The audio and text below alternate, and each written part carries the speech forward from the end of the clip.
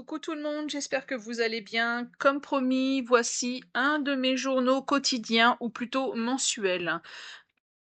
J'en ai aussi confectionné pour une année complète. On appelait ça plutôt comme le Project Life. Toujours aussi nul en anglais. Je vous montrerai plus tard, ce sera une autre vidéo. J'ai mis longtemps à trouver le journal pour raconter mes histoires. Là, je vous montre celui que j'ai fait pour l'année 2025. Je ne voulais plus faire des albums pour chaque sortie, chaque moment. Je voulais tout réunir sur une année ou faire par mois. Et puis, on évolue. Il y a eu des périodes où je n'ai plus rien fait, besoin de faire une grande pause. Un petit coucou de Frida par Françoise qui m'accompagne dans mes créations comme un totem. Je vous montre aussi un album que j'ai créé avec une couverture de livre sur les animaux. La couleur me plaisait et il était parfait pour notre sortie au zoo. Ce journal, je l'ai appelé Day of Life. Allez, je vous laisse chercher la traduction. Oui, j'aurais pu mettre des titres en français, mais c'était l'époque du English. Pour la couverture, j'ai recyclé un emballage plastique. Malheureusement, je ne me souviens pas de sa provenance. C'était l'époque de la Zutter pour relier avec les anneaux spirales, si je peux parler ainsi.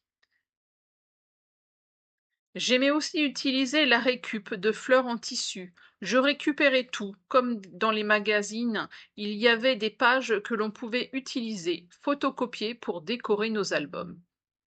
Là, j'ai remarqué sur le titre Day of Life, il manque le E. Il va falloir que je le retrouve.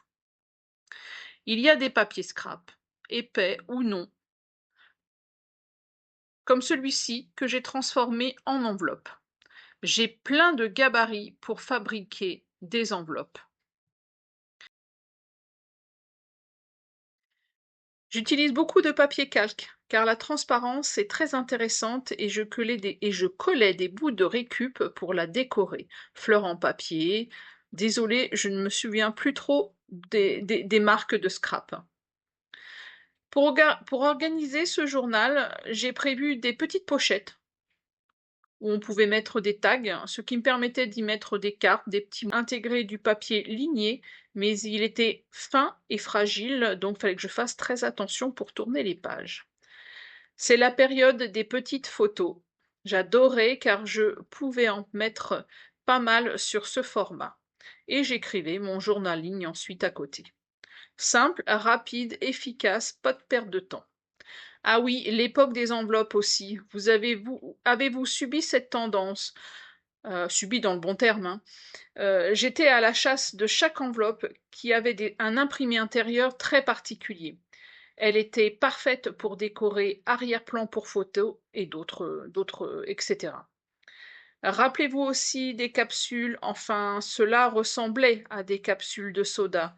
C'était cher à cette époque et je me suis amusée à en fabriquer. Avec mon marteau, j'aplatissais les bords et je collais une image ou un texte de livre à l'intérieur. Je rehaussais avec du double face épais, par contre très épais pour un livre. Ah oui, si, Françoise, j'ai fait aussi du crochet, je m'amusais à faire des fleurs. Ce format me plaisait pour faire mes pages. Je ne vous ai pas donné les dimensions de ce journal. Il fait 14 cm de large et 22,5 cm environ de hauteur. Il me reste encore pas mal de pages non remplies, pas grave. Alors, juste pour petite info, donc la vidéo du 25 mars, j'espère qu'elle vous a plu parce qu'elle est déjà passée. Donc j'étais en train de vous expliquer que j'ai fait un tuto pour réutiliser les couvertures de livres. La vidéo du zoo passera le 1er avril et non, ce n'est pas une blague. Cette semaine sera un peu chargée car je vais me former pour acquérir des compétences et aussi des techniques de fabrication de journal. Je vous souhaite une belle journée, bonne création et surtout, abonnez-vous pour suivre mes aventures. Bye bye!